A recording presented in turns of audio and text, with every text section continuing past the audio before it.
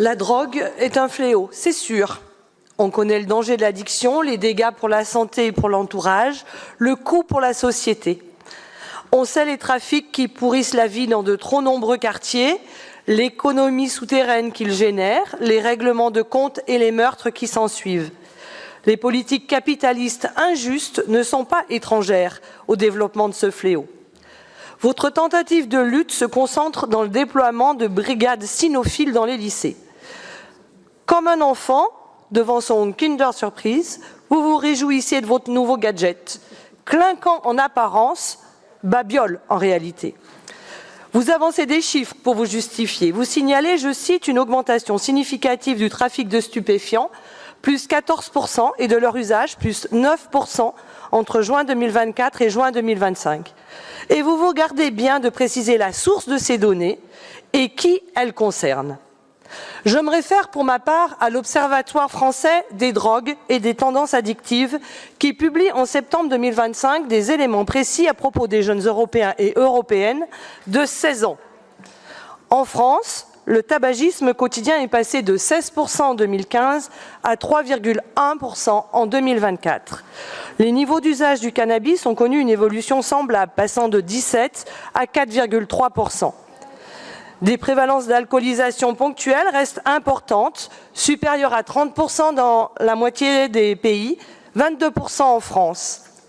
Ces éléments montrent clairement que la tendance de la consommation de stupéfiants est en baisse chez les lycéens et lycéennes. Faut-il pour autant s'engager dans une politique répressive? Certainement pas. Vous rappelez vos choix. Vous avez déjà mis en place des caméras de surveillance. Vous avez installé des portiques de contrôle d'accès et de filtrage. Vous avez expérimenté les scanners corporels sans autorisation. Au passage, vous avez omis l'expérimentation ratée de l'uniforme. On pouvait espérer qu'après cette surenchère technologique, vous alliez enfin ajouter de l'humain.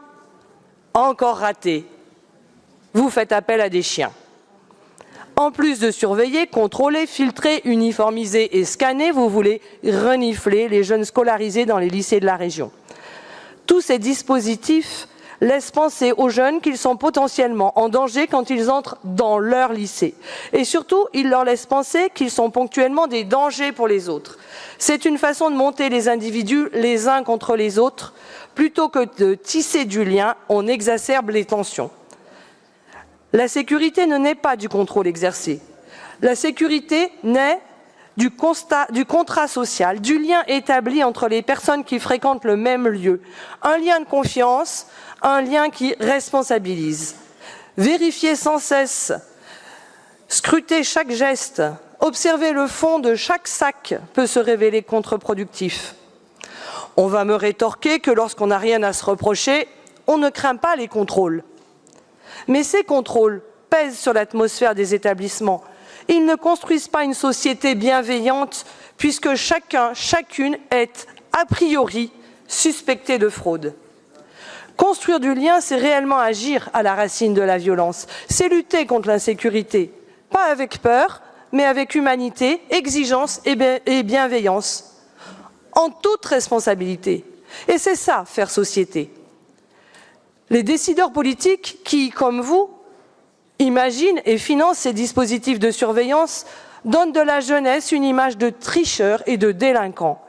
Une image que vous leur renvoyez à chaque franchissement de tourniquet. Une image qui leur revient quand ils évoluent sous les caméras.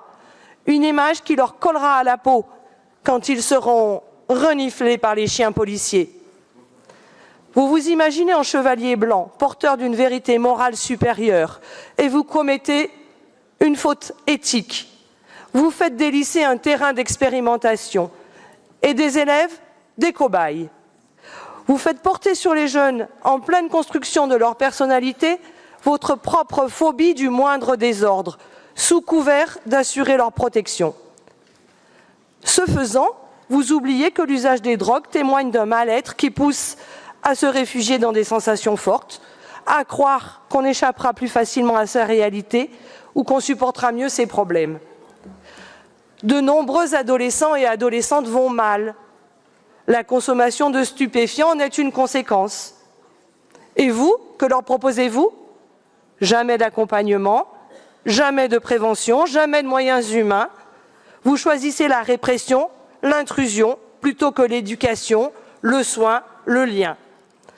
Les dotations en fonctionnement et en investissement pour les lycées publics sont tellement insuffisantes que des projets pédagogiques sont annulés. Vous contribuez à dégrader le climat scolaire.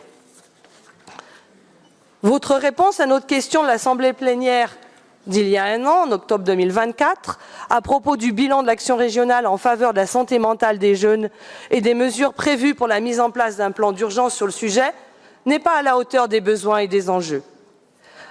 Alors, plutôt que ce texte, vous pourriez adresser au gouvernement un vœu pour que le programme pluriannuel Santé mentale et psychiatrie 2025-2030, adopté par la Haute Autorité de Santé, soit largement et efficacement déployé.